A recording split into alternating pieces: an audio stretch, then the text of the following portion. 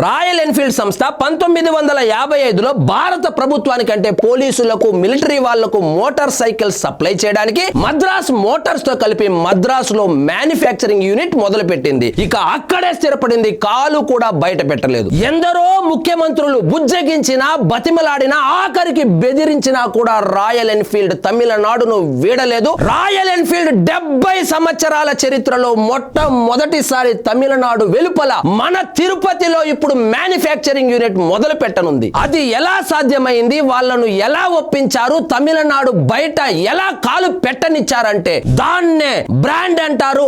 ఆ బ్రాండ్ పేరే చంద్రబాబు. చంద్రబాబు అనే బ్రాండ్ ను పెట్టుబడిగా పెట్టి మన తిరుపతికి 2508 కోట్ల రూపాయల పెట్టుబడితో పాటు 3000 మందికి ఉద్యోగ అవకాశాలు కల్పించేలా రాయల్ ఎన్ఫీల్డ్ ని ఒప్పించి మెప్పించి మన రాయలసీమకు తీసుకొస్తున్న నారా లోకేష్ కు నేను సెల్యూట్ కొడతా. మీరు ఒక లైక్ కొట్టండి.